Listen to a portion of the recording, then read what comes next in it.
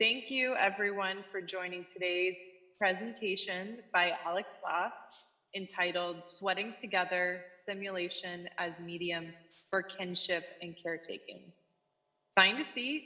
The lecture is going to start in just a minute.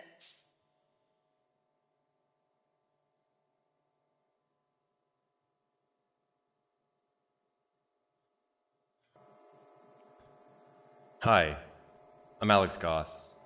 I'm super excited to share some of my memories and research with you this evening. My story involves a clunky, overheating Dell laptop, a simulated grandmother, a tiny bathroom, and my sister Rachel. Such characters have been formative to my life and to my identity. Thanks to everyone for making it out here together tonight.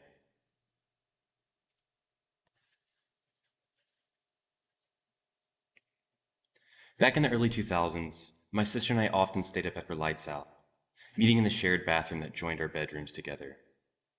Rachel brought the laptop our parents bought her for school. She's 4 years older and taught me, among other technical wizardry, how to change the family computer's cursor and start up music.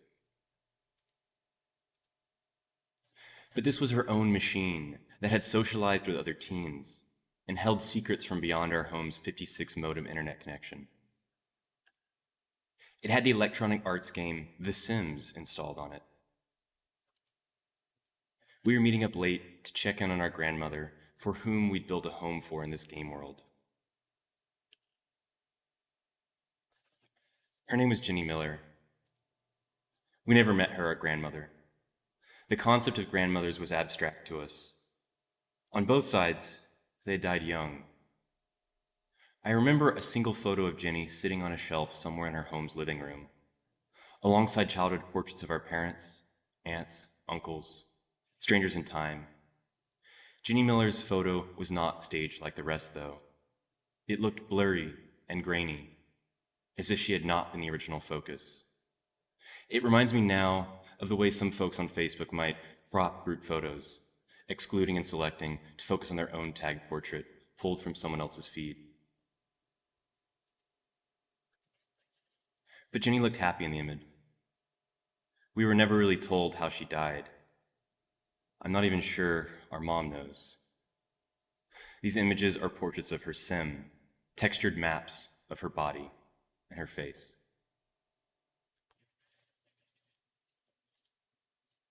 The Sims is now considered abandonware, a product, typically software, that has aged past the attention of its parent company, and for which support is no longer available. Software described by this informal definition is usually still under copyright. But with a quick search, much abandonware can be downloaded for, call it free. While the parent company has left it crystallized in a stasis of purgatory, memories of a game like The Sims survives buried, cached in fading, sometimes lovingly hand-coded, fan-made websites. But it is still not public domain. The Sims is a closed source software. This ancient game has no mark left on it from its users. It remains a monolithic and autonomous time capsule. Yet it continues living decades later, cradled by its community of players.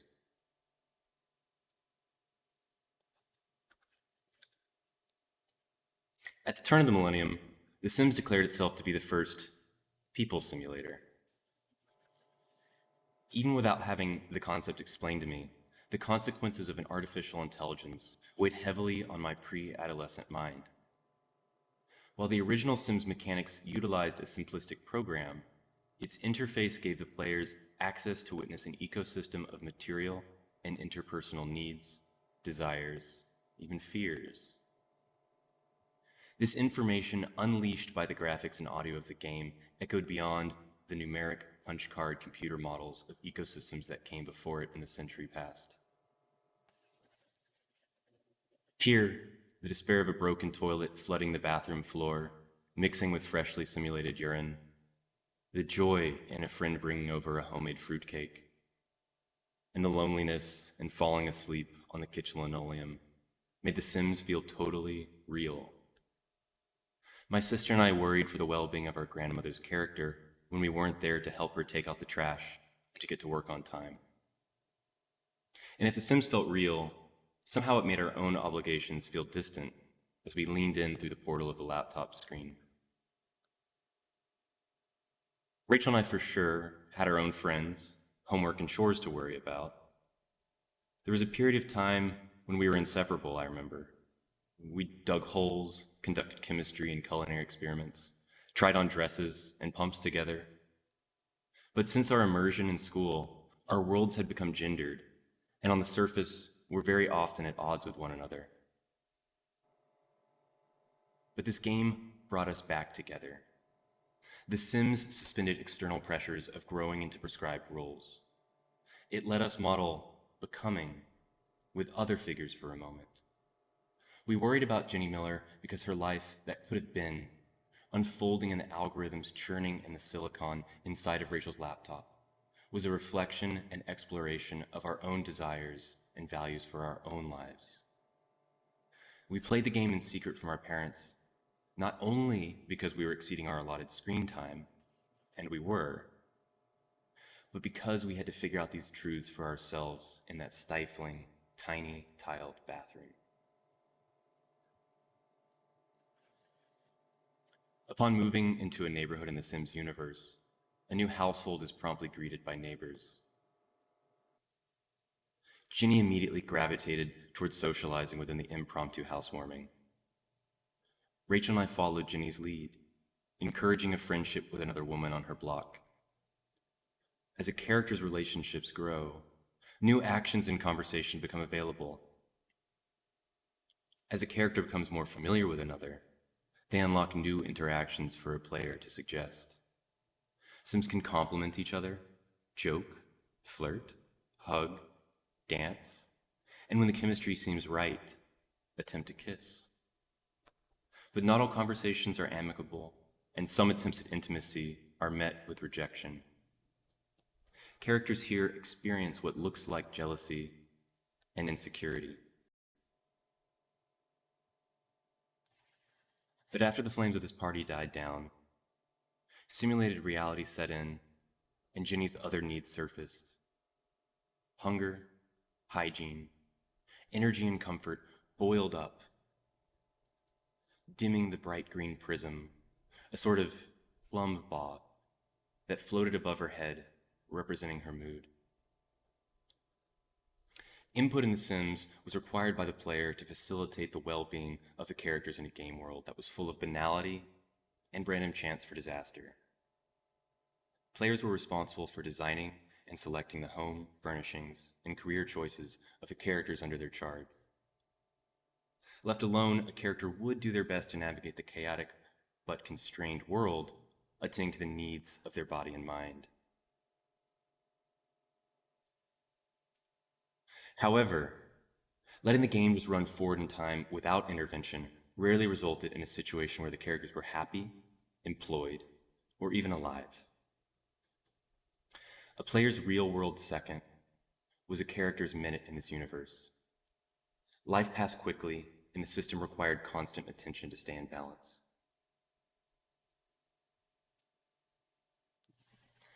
As each minute passed in our time, an hour would continue in The Sims, even with the laptop lid closed, or so Rachel and I may have assumed. Our relationship to Ginny was like two lovers separated by faster-than-light interstellar travel. One life would be lived out in the time it took another to wait for the weekend. It was unclear to us if the system in The Sims required a spinning hard drive for their life to continue.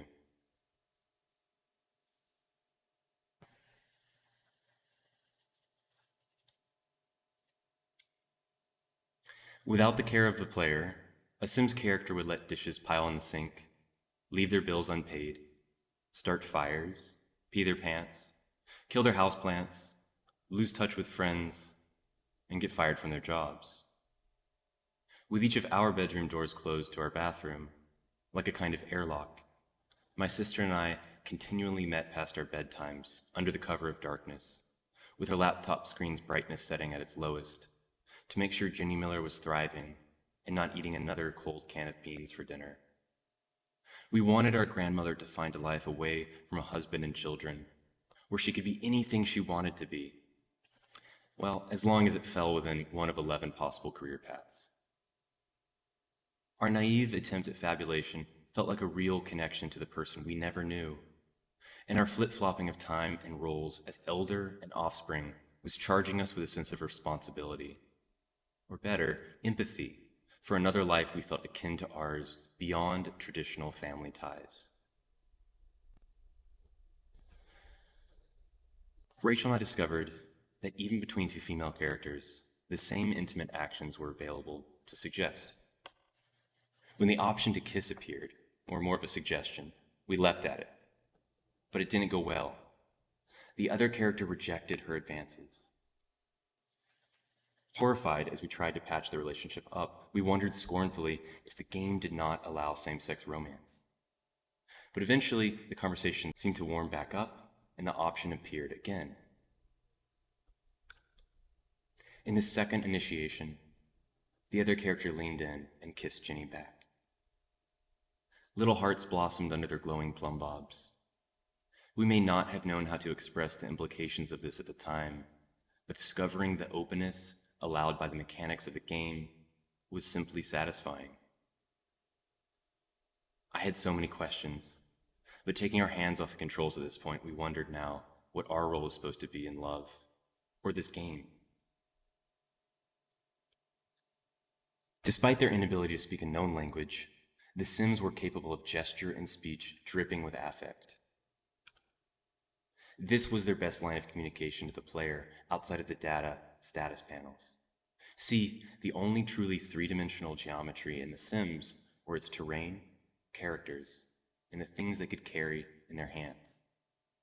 These objects are known as meshes and are made up of hundreds, sometimes thousands of triangles stitched together to form a three-dimensional, watertight surface. While these meshes were crudely animated and rendered, for their time, characters in The Sims were extremely lifelike. The rough simplicity of rendered characters was alleviated through a process known as anti-aliasing. The eye perceives curves as smooth lines in our physical world. However, when a computer renders images for display on a physical monitor, those curves are broken down into a limited number of square elements we all know as pixels. We're sharing them on screen now. This pixel process results in lines, edges, that appear jagged on a monitor. Anti-aliasing alleviates this problem by sampling pixels around high-contrast edges, adjusting the color and tone of surrounding pixels to smooth away the jagged appearance while faithfully representing their intended form. To alter each rendered frame of a video game's display, this delicately balanced technique of softening while articulating demands additional processing power from a player's computer at least 30 times a second. In order to smooth out these distortions, a personal computer in the 21st century must have access to its own increased computing power to achieve a better sense of realism. This comes at the cost of additional energy, transforming electricity into heat. Video games divert their demands for hardware in service to retinal information for the sake of the player's eyes. But games don't really need to display anything to run. Contemporary graphics cards are some of the most expensive and energy-consuming components within a PC, but are, theoretically, unnecessary for a computer to do most work. I wonder if our little bathroom would have been so hot if, rather than watching Ginny on screen, we could have just talked to her.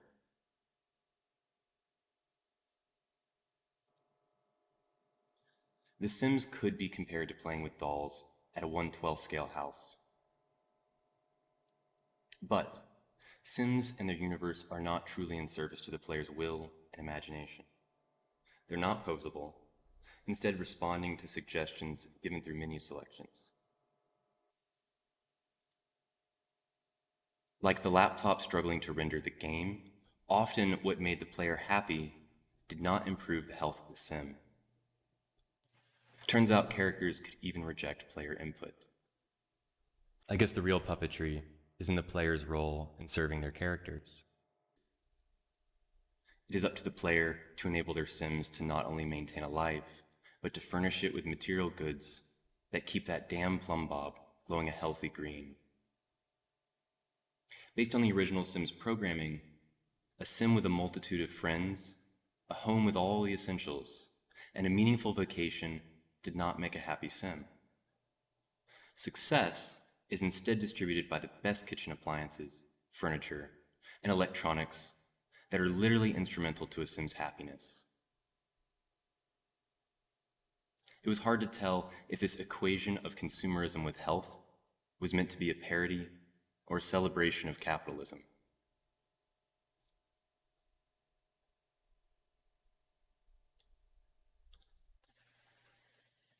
After Jenny fell in love with her friend, Rachel and I were no longer sure what the object of the game was. Jenny's avatar struggled to make the payments on her small home, with her entry-level salary working at a job we found her in the back of a local newspaper.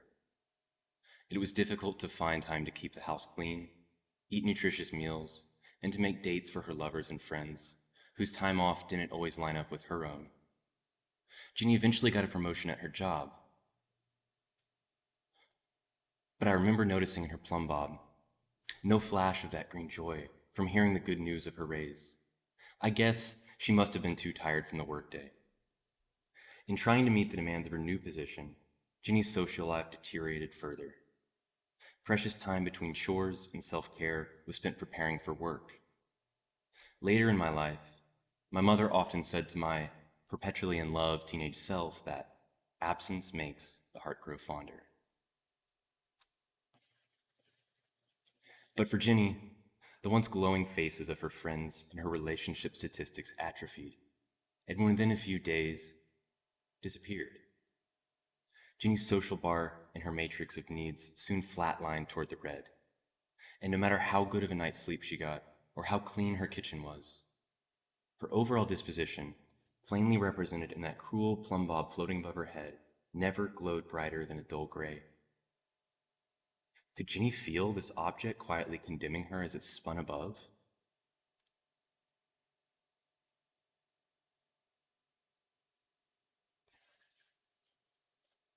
While all of her physical needs were met, a single data point kept Jenny from living her best life.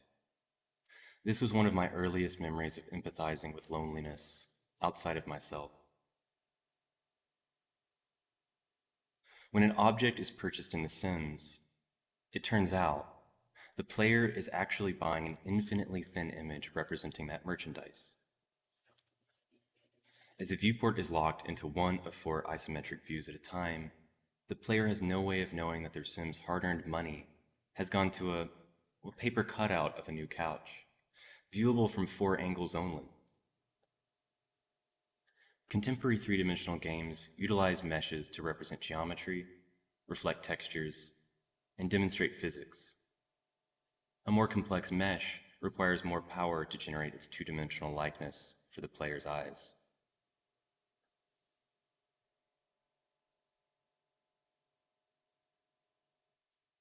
At the beginning of the 21st century, most consumer-grade computers had only a single core central processing unit, or CPU, that was cooled passively or by a series of exhaust fans. With no graphics card, data and graphics had to be calculated together by this single processor, leading to bottlenecks and overheating in heavily demanding applications. In our case, my sister's Dell laptop had an Intel Pentium, 3rd generation, 1.2 gigahertz processor, no video card, and a single exhaust fan which generated so much noise, I remember worrying it would wake our parents.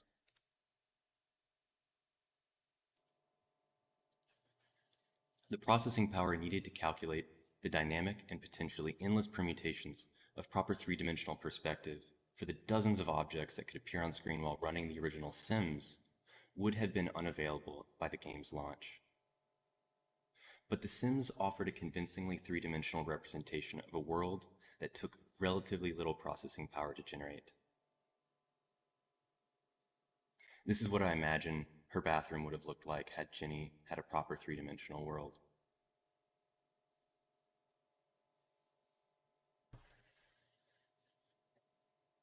If a player were to count the 4 possible rotations of view and 3 levels of zoom representing a single object, they could find a total of 12 images in all. The Sims needed each of those flat images for every single object in the game, making up quite a stack of pictures. These two-dimensional sprites, flat pictures, represented almost everything in the game world. This rather massive amount of static data consumed the memory of a computer quite easily. While gathering these assets, calculating genetic modifiers, reticulating splines, and interpreting family values, my sister's laptop running The Sims in 2002 was working as hard as it could and threatening to burst into flames. Its single screaming fan sounded as if it could not push the heat away fast enough. We were sweating together, with the laptop balanced on the edge of our toilet tank. I have to wonder now if Jeannie felt a similar pressure within the walls of her roofless house. Her own toilet, and together with the rest of her furniture, was made up of infinitely thin images. It must have been difficult to live inside this pop-up book. I also imagine now that if objects in Jenny's world had matched her own dimensions, she might have felt actual relief resting upon the cushions of a properly three-dimensional couch.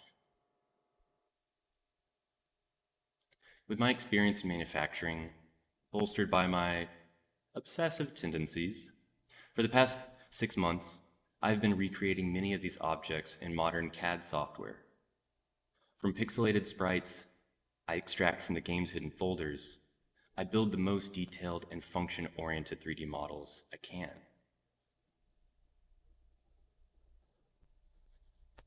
Unaware of the misleading and thin nature of sprites back in 2002, Rachel and I bought our grandmother's character the best two-dimensional couch she could afford to help her rest after work.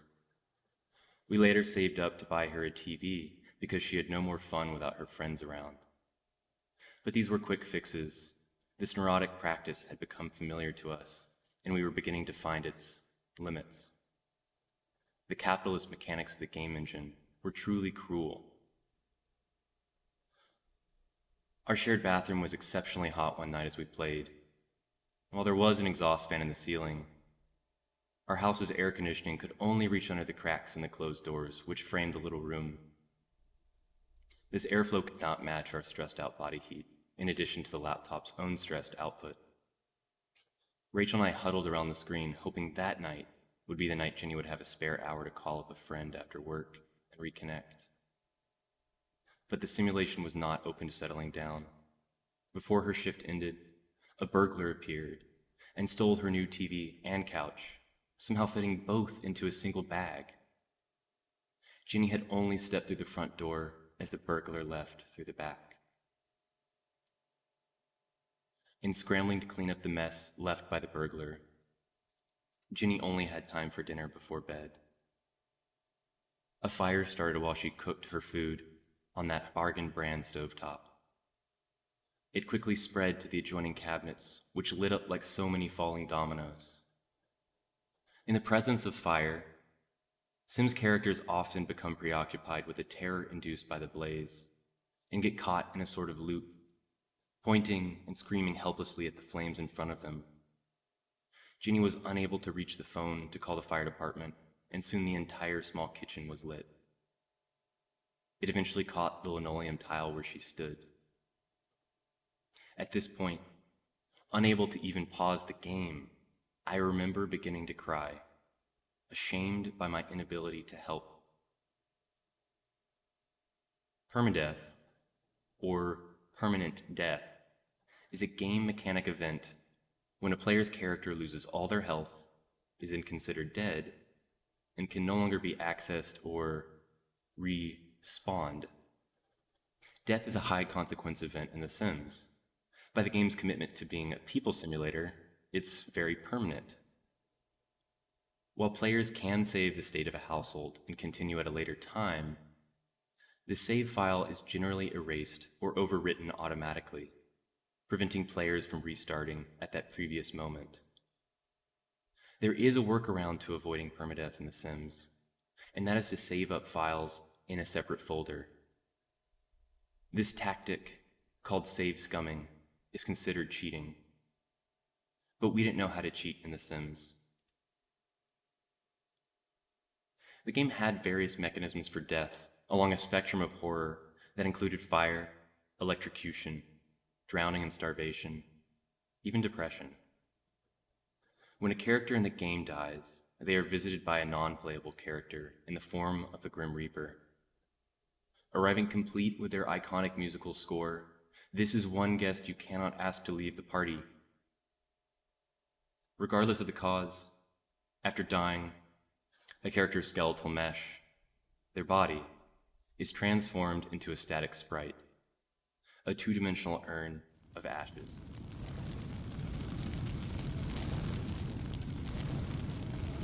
If taken outside of the home, this urn transforms again into a gravestone randomly assigned from 3 possible sprite assets.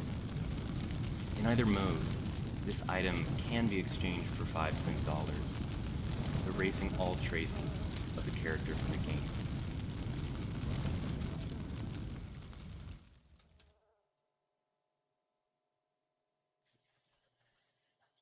After witnessing Ginny Miller's transformation from character to object of commodity, my own cries echoed loudly off our tiled bathroom and probably woke our parents. Our late-night computer gaming was found out. While the laptop never caught fire, we lost, and we lost our grandmother again.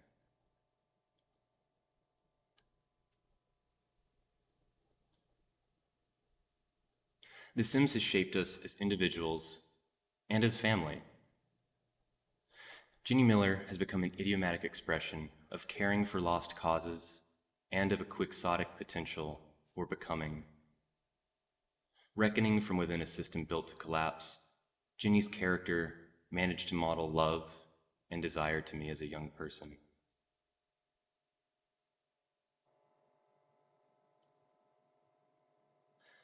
The mix-up of our relationship, of player and character, of generations, of caring for one another, has saved us from the normativity that would bind us to the fuel of capital.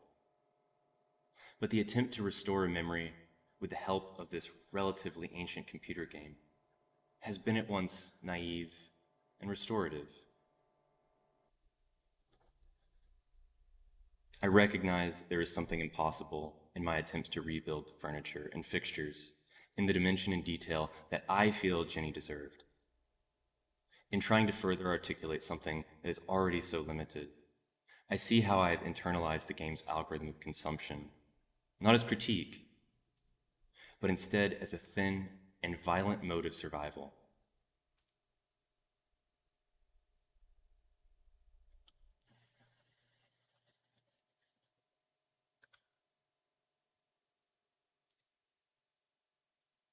The limitations, biases, hegemonies, and cruelty built into game simulations install systemic injustice directly into our cities, suburbs, and towns, with physical and spiritual consequences affecting our real world. But for such themes of obsolescence, entropy, and death, I think it's critical to witness how simulations can also serve to build models of empathy. These fragmented objects and fragmented voices, crystallized in The Sims, continue to exchange energy and mutate with me into something soft and squishy. Even something considered abandoned can continue becoming. So we keep sweating together, me and that searing hot laptop, in some tiny, tiled room.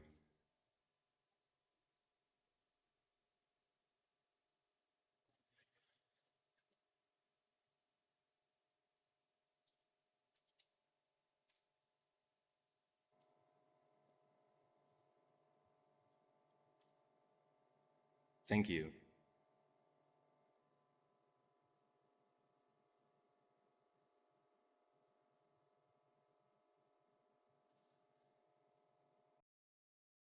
Thanks so much, Alex. I think we have a few minutes for questions.